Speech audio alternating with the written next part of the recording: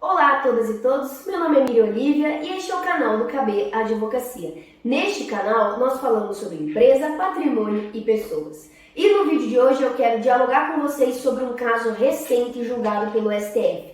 O STF decidiu que numa união homoafetiva entre duas mulheres, somente uma poderá exercer a licença maternidade e a outra não. Vamos entender um pouco mais esse caso?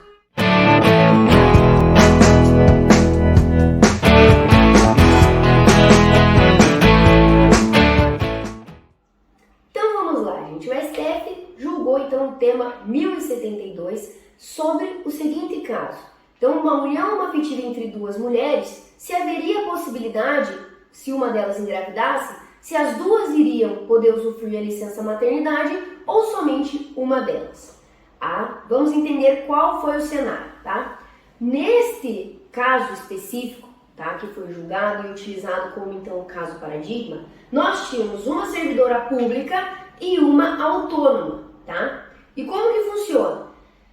No caso da servidora pública, ela também tem o direito à licença maternidade. A autônoma, se ela for contribuinte, então, do INSS, ela também vai ter esse direito à licença maternidade.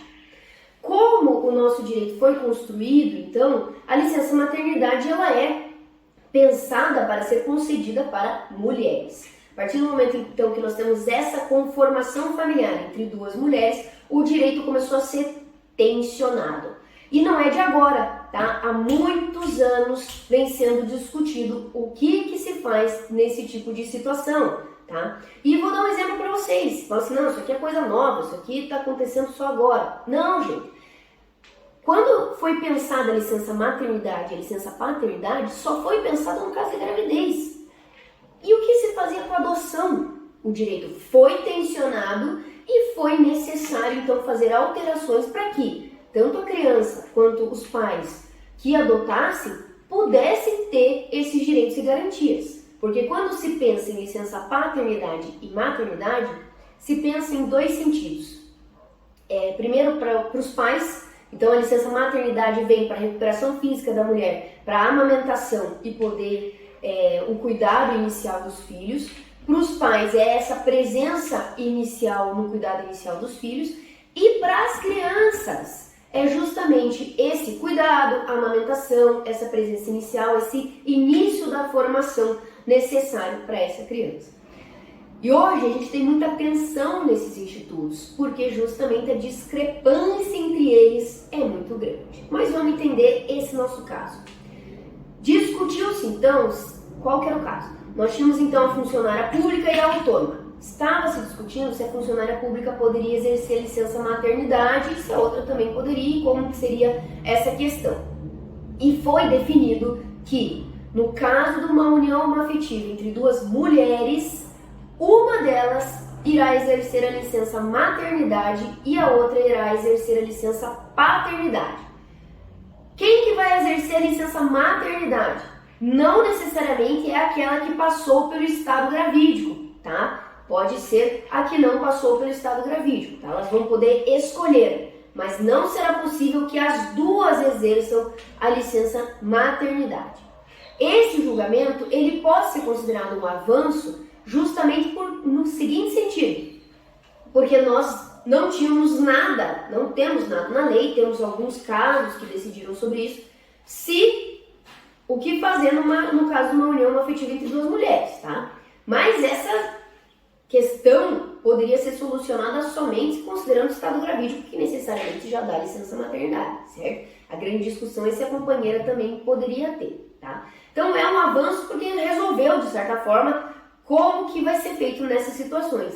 Mas desconsidera uma enormidade de casos e critérios. Então vejam, recentemente eu respondi uma entrevista numa rádio que a jornalista me perguntou, tá, e no caso de uma união afetiva entre dois homens? Não foi decidido.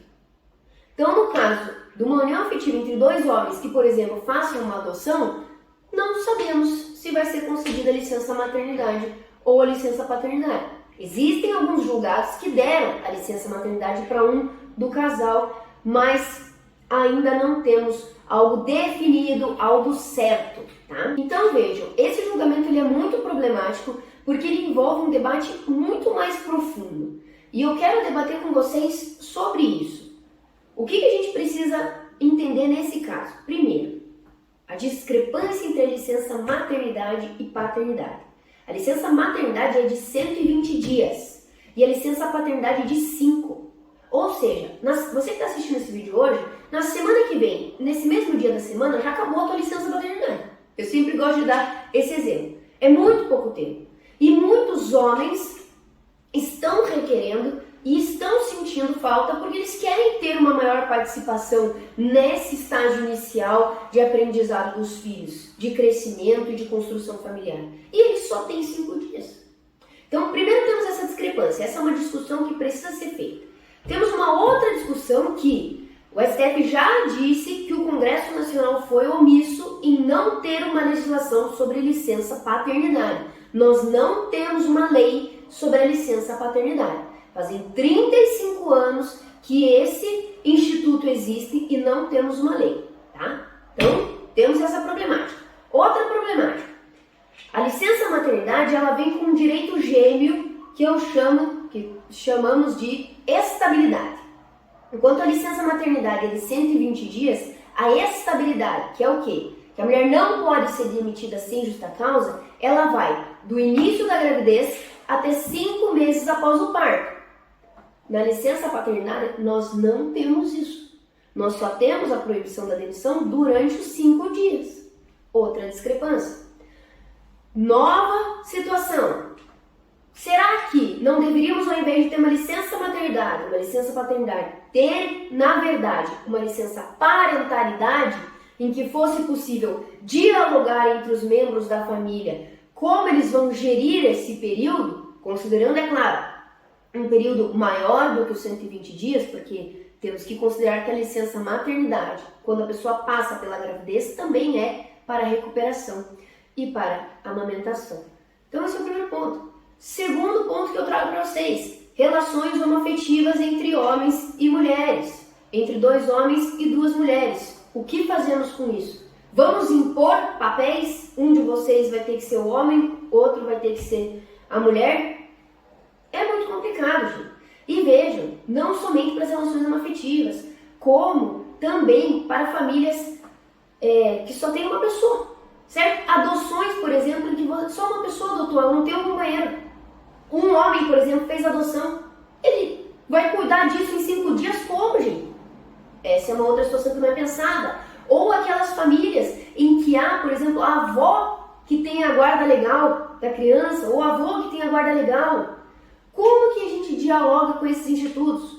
A grande questão é que estamos falando em sementes, em pequenas situações, ao invés de olhar para todo o panorama que precisa ser observado.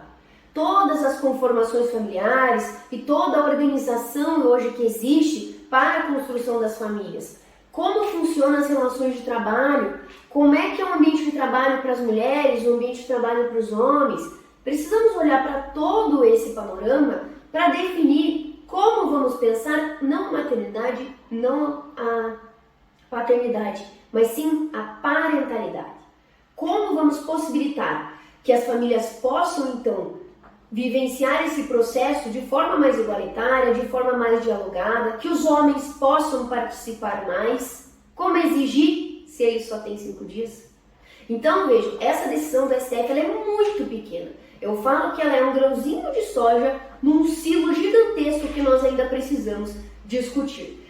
Então, assim, há muito ainda a ser discutido. As empresas vão ter problema com relação a isso, porque não sabemos como isso será adaptado no INSS, no E-Social, para as questões tributárias e previdenciárias. Será que isso já está sendo pensado, já está sendo adaptado?